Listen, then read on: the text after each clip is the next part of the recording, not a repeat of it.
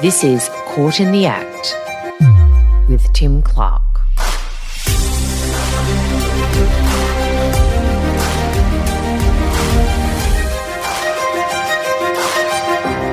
Hello again, welcome back to Caught in the Act. Now, it's never a normal day at work when you sit in the same room as a killer. But as a court reporter, those days are much more common than would occur in most other professions. Observing a person, sometimes within touching distance, who you know has ended the life of another can be many things. Sobering, sad, scary, fascinating, horrifying, and enlightening. Sometimes some or all of those in one day. Some killers are pathetic. Some are genuinely sorry. And then there are a few, rare but always memorable, that are truly evil. One of those is Luke David Fawcett, who was the killer next door. His unsuspecting victims never stood a chance. Luke David Fawcett is alleged to have repeatedly stabbed his neighbour, 66-year-old Maree Collins, to death.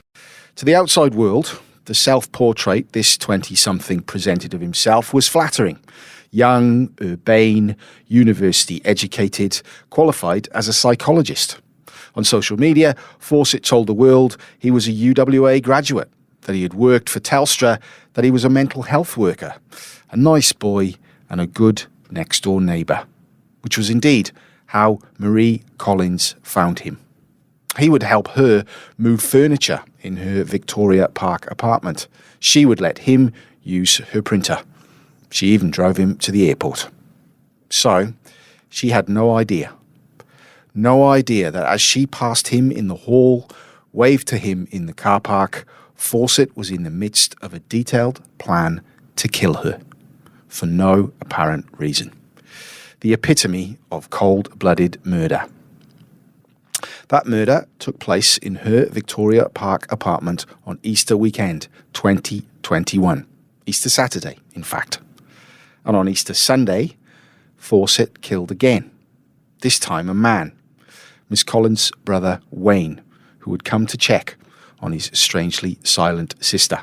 When her brother Wayne Johnson came to check on her the next day, he killed him as well, stabbing the siblings nearly 40 times.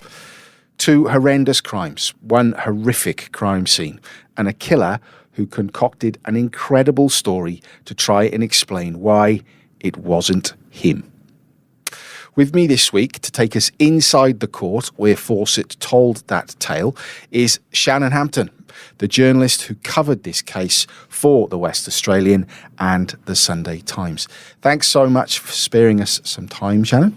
No worries, Tim. So firstly, tell us your overriding memory about the case of the state of Western Australia versus Luke David Fawcett.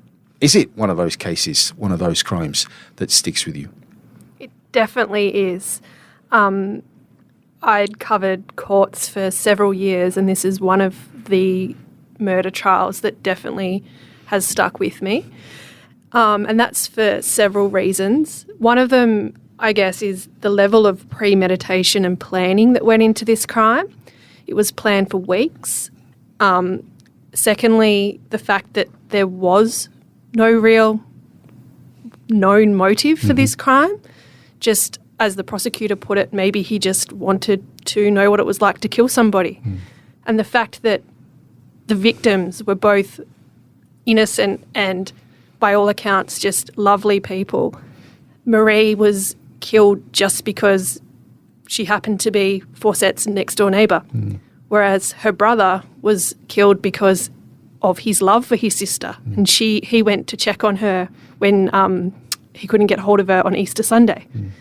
And he just found himself in the wrong place at the wrong time. So, yeah, and I guess there's several other aspects to this case, both tragic and bizarre. So, yeah, there's lots of different reasons why it definitely is one of the most memorable cases that I covered in my court reporting career. So the start of this case is the end of Maree Collins' life. And a warning, this case is very graphic, contains details which may disturb some listeners, but to reflect the case fairly and accurately, we are going to have to detail some of them, so please be aware that they are coming up soon. Maree Collins was a widow, one of 6 siblings. She was a committed Christian, worked in a clothing shop and loved her home. She had lived in her 8th floor apartment for almost 4 decades, having turned 2 units into one immaculate penthouse with sweeping city views. And it was there she returned on Easter Saturday 2021, having visited her sister in Claremont and then called her again when she got home. It was the last time anyone who loved her would hear from her. Shannon, tell us what we know of what happened next. What we know is that the last time Maree Collins was heard from was at 1 o'clock on that Easter Saturday. And then at some point after that time, Fawcett had either been invited into or forced entry into Maree's apartment, and inside she was stabbed several times. I believe she had 12 stab wounds. And the way in which she was attacked was described by the judge as sustained, brutal and merciless. She had stab wounds all over her body, to her neck, her face, her arms, and most notably her neck, which would have killed her almost instantly. Then we understand that Fawcett had a shower inside her apartment, and he drank beers and smoothies as well. And we understand he stayed the night in that apartment with Maree Collins, and he was still there the next morning when Maree's brother and sister started to get worried about her because, of course, it was Easter Sunday and they were a close, tight-knit family who spoke all the time, and they hadn't heard from her. And Maree's sister had tried to call the house and the calls went unanswered. And then it wasn't until what really got her concerned was that she started getting these strange emails from an account that her sister hadn't used for years. The court heard Maree's sister was the one who made the grim discovery. She'd been calling and texting her on the weekend with no response until she started to receive strange texts back from her sister's email address saying, "Hi Helen, apologies for not taking your call. I'm feeling quite unwell. I've lost my voice. Unfortunately, as I said, I'm quite unwell." So at that point, she decided to call her brother Wayne and express her concern about her sister. And Wayne decided that he was going to go around there and check on her and just make sure she was okay. And it was then that he opened the door, and we only know what Fawcett says, but he was also set upon with the knife. We understand that while Maree was killed with the bread knife, Wayne was killed with a different knife, a hunting knife. And he was stabbed again in a frenzied attack. He suffered 25 stab wounds, including 6-centimetre stab wound to his back. And he too was unable to survive his injuries. And then Fawcett was seen acting erratically in the car park. He called his grandma. He at one point asked to borrow a shovel and then called her back and said, "Oh, sorry, don't worry about it." But then he was taken to the hospital. He went to Royal Perth Hospital because he must have been injured in this scuffle with Wayne, and he claimed that he had fallen down the stairs while carrying a steak knife, and that's how he explained his injuries. And in the meantime, while Fawcett is getting treatment at Royal Perth, police have obviously been called to the scene, and it's right away. There's two bodies in the apartment, and they realise obviously it's a homicide investigation. But they were an interesting aspect is that they had zeroed in on Fawcett very early in the investigation, and it just came down to some old-fashioned police work, I guess. They looked through the window of his car and they found a Bunnings receipt that was quite recent, and he had been buying duct tape, tarpaulins and rope, which has obviously sparked their interest, and they zeroed into him quite early on in the investigation. And then when they did look in his car, they saw 3 other notes. One was titled interrogation, and it had underneath it listed pummeling, pepper spray to the eyes to the point of blindness. The other note was titled high risk, and it labelled the suburbs Peppermint Grove, Cloverdale, Baldivis, Guildford and Fremantle, and it was alleged that these were considered by Fawcett as high-risk suburbs to, I guess, dispose of a body. Yeah, so it was a suspect very early on in the investigation. A significant person of interest, I think the detectives might have described him as. Yeah. And of course, in all of these types of cases, the aftermath, the crime scenes are always documented in forensic detail and then laid out for a jury. The details in this case were particularly disturbing. As Shannon just mentioned, 2 bodies, both wrapped in tarpaulins, left discarded on the floor of a formerly pristine apartment. The injuries to both bodies were numerous. Scalp, forehead, face, neck and arms of Mrs. Collins, eyelid, eyebrow, chest, abdomen, hand and thigh of Mr. Johnson. And amid the chaos, there is Fawcett, drinking beer. Shannon, descriptions like these are always a jolt, even when you hear them as often as we do as court and police reporters.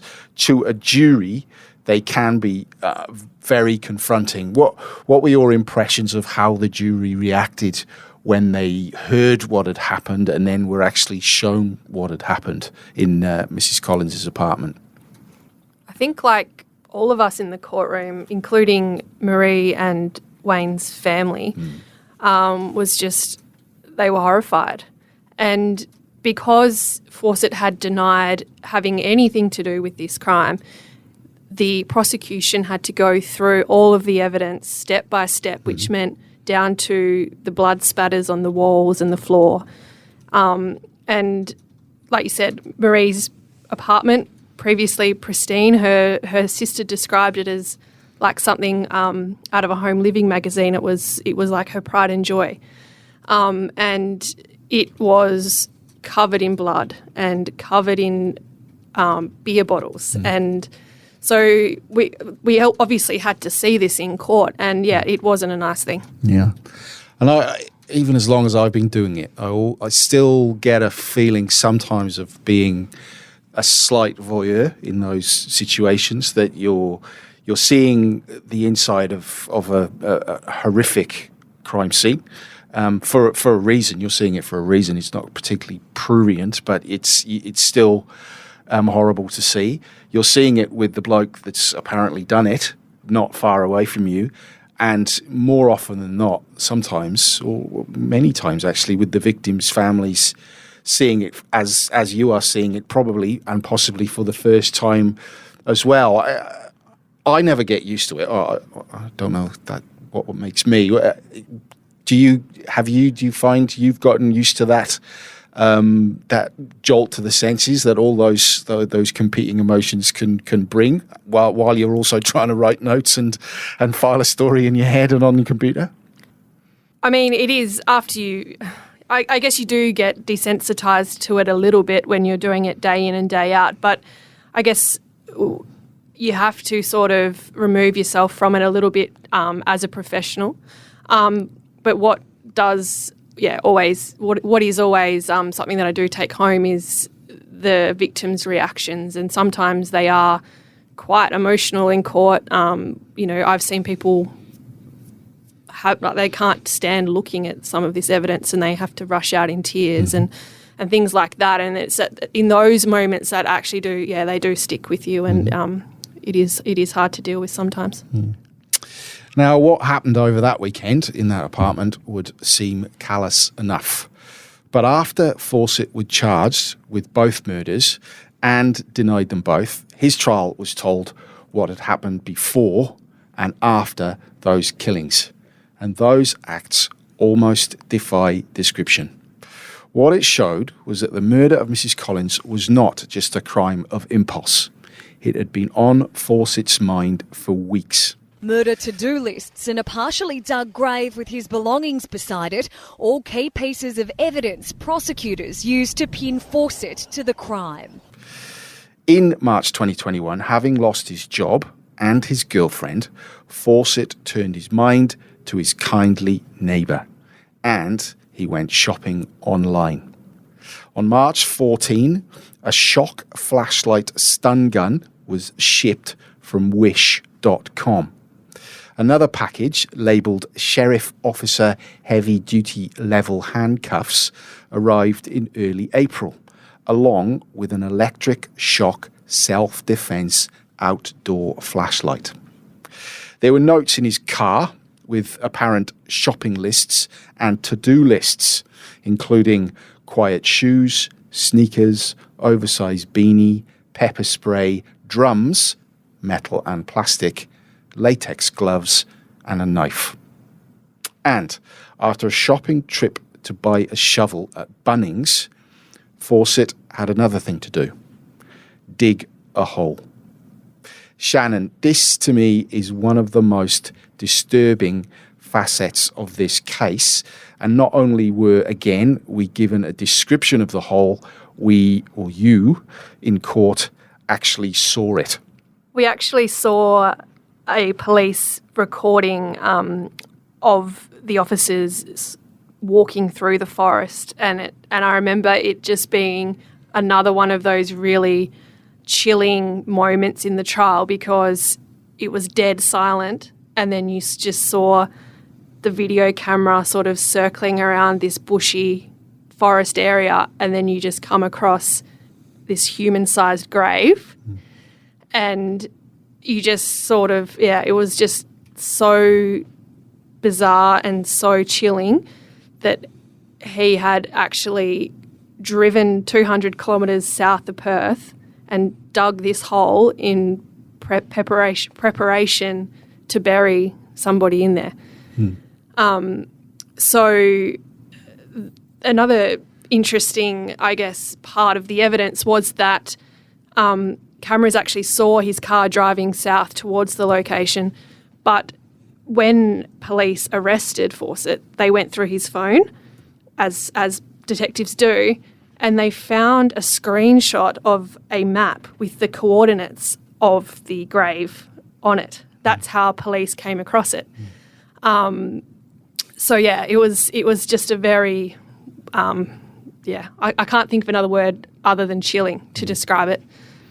1.9 metres long, 60 centimetres wide, 30 centimetres deep, and police subsequent testing found the ground was actually so compact at that point that it was very hard to go any further down.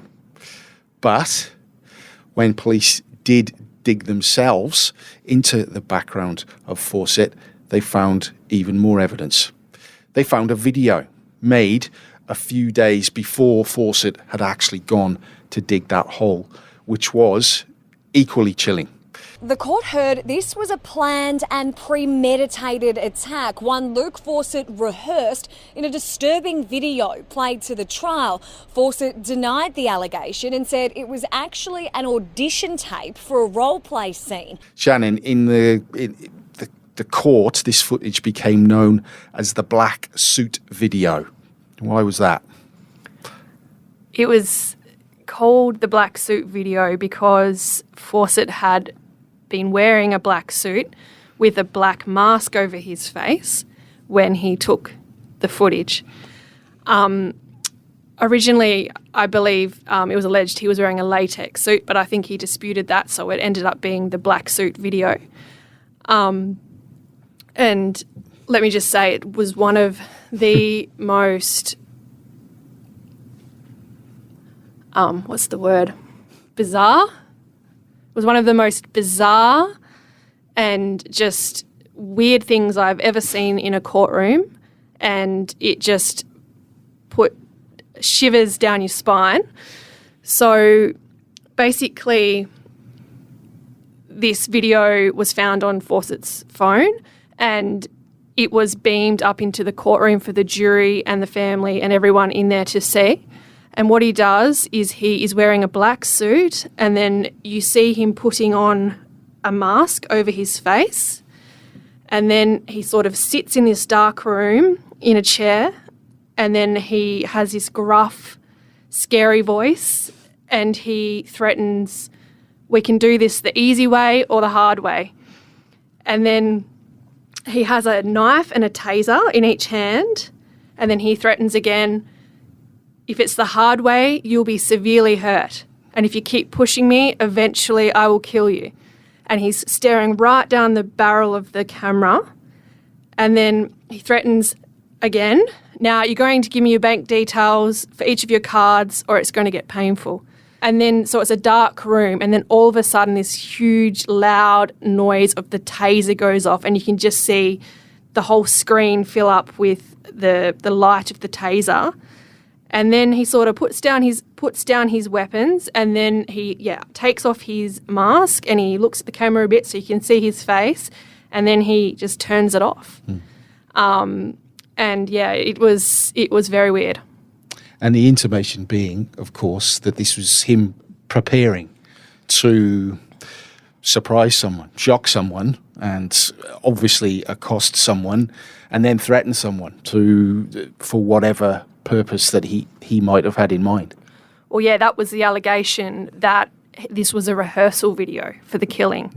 In the end, the judge found that she couldn't find beyond a reasonable doubt that he was preparing to kill Ms. Collins, but that was the allegation by the prosecutors, that he was rehearsing to kill her. And you can imagine the impression that footage would have left on the jury.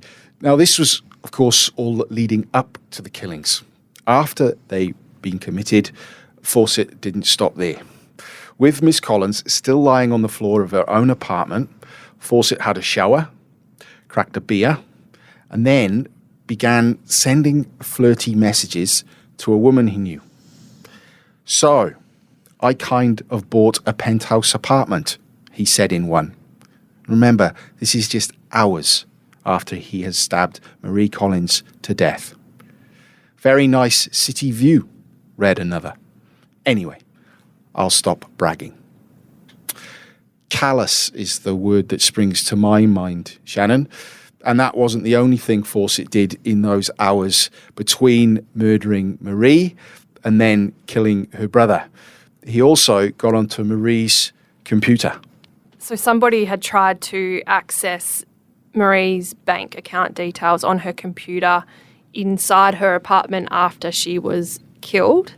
And we believe, the judge found that was Fawcett. And I guess that was one of the motivations that the prosecution put forward, that perhaps he wanted to steal her money. And there were several other things that went on in the hours after these brutal murders as well. Again, Fawcett's phone was a plethora of damning evidence against him. Another piece of evidence that police pulled from it, as well as text messages to this love interest about how he had now, acquired a penthouse apartment, was videos that he had actually taken from inside the apartment, which showed the sweeping city views that you could see from there. And police obviously compared that video to the actual view that you got from her apartment, and it matched up completely. Now, it was more family members of Maree Collins and Wayne Johnson who found their bodies later on that Easter Sunday. And with eyewitnesses having seen Fawcett acting strangely outside the apartment earlier the same day, he was quickly located in hospital. But not before he'd sent more messages to his female friend.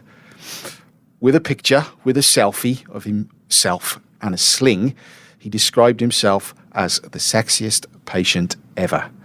And he said to his love interest, "I wish you were here to kiss my boo-boo better." The only visitors he got, however, were the WA police, who arrested him, interviewed him, and then charged him with double murder. He denied both crimes. He claimed someone else must have killed Miss Collins, and he also claimed that he had then killed Mr. Johnson in self-defence after he had found Fawcett in the flat and assumed him to be the killer. Shannon, Fawcett gave evidence in his own defence in this trial, which is quite unusual in itself. The explanations he gave to the court were more than just unusual, though. Yeah. The prosecution actually summed it up as being comically implausible. testimony. And having sat probably 2 metres away from him and watching the whole thing, I agree with that. What actually struck me was the fact that this story that he did come up with, which was quite something, he told it with a straight face and as if it was the most believable thing in the world. So just to name, he had an answer for everything. And some of these answers were he had ordered the tarpaulins and rope and duct tape, or he had bought them, from Bunnings, because his lease was about to expire at the Victoria Park apartment. He had broken up with his girlfriend. He didn't have the money to pay his rent anymore, so he thought, I might just go and live off the grid in the bush. So that was the explanation for those items.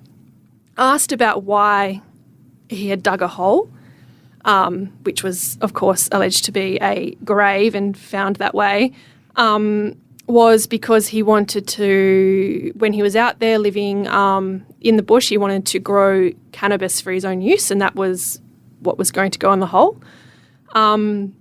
He also, when he was asked, why didn't you just buy a tent?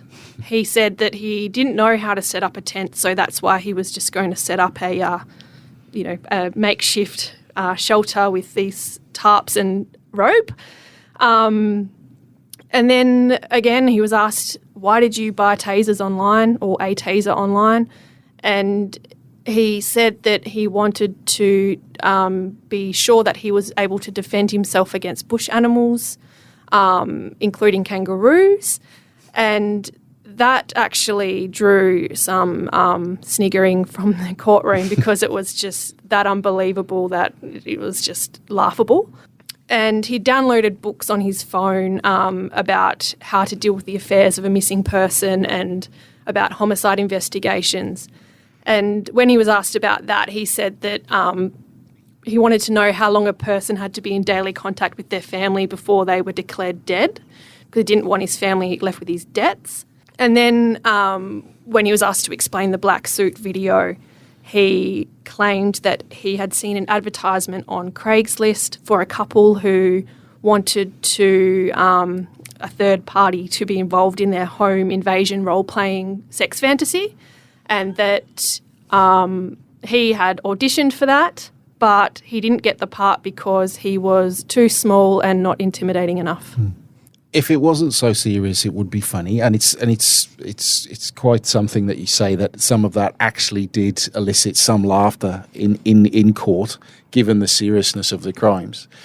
But what it also says to me is that rather than reflect on what he's done and have any scintilla of remorse, he's basically sat in his cell on remand, awaiting his trial, trying to construct a tale that would fit with all the ridiculous and obviously damning evidence that has been presented to him by the prosecution through disclosure. And that's what he's come up with, which, as I said at the start, some killers are pathetic, and that is quite a pathetic attempt to justify what he'd done. Exactly. There was not one skerrick of remorse written on his face or in any part of that testimony that he gave. And you're exactly right, and I think the prosecution sort of mentioned that in their submissions, that he had constructed this tale to explain all of this damning evidence and to come up with this story that would, he trying to dig himself out of the situation, but it almost did him worse. So the trial of Luke Fawcett lasted 10 days. And it took a jury just 30 minutes to find him guilty of double murder. Prosecutor Justin Wally summed up the crimes as displaying a degree of callousness and cold-blooded indifference of the highest order. The fact that he had a shower and generally made himself at home whilst the dead body of his victim lay on the floor of the apartment demonstrates a level of depravity that defies adequate description. Judge Jennifer Smith described the crimes as sustained, brutal, and merciless. As she was bound to do, she jailed Fawcett for life. The minimum term she imposed was 34 years in prison, one of the highest ever minimums handed down in Western Australia. Shannon, you were there when Ms. Collins' sister, Helen Bettina, spoke outside court after that hearing. We've been living our worst nightmare for 22 months, and it will continue forevermore. What impressions were you left of him, having seen him in court? My impressions of him is that he was an evil, callous murderer who had absolutely no remorse for what he'd done.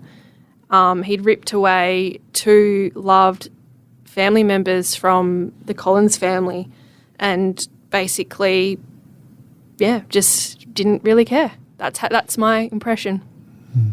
Which is quite something when you consider what he did and why we don't even know he did it. And one postscript to the case of Luke David Fawcett. Last week, the State Administrative Tribunal cancelled his licence to practice as a psychologist in Western Australia, with a ban of 40 years before he can apply for that licence back, which prompted me to ask myself, what do you have to do to get a permanent ban from the Psychologists Board of Western Australia? Thank you, Shannon, for joining us at Court in the Act. You can find us on thewest.com.au or wherever you get your podcasts. If you have any questions, you can email them to courtintheact@wanews.com.au. And remember, if you want to know what's happening in court, don't get caught short. See you next time.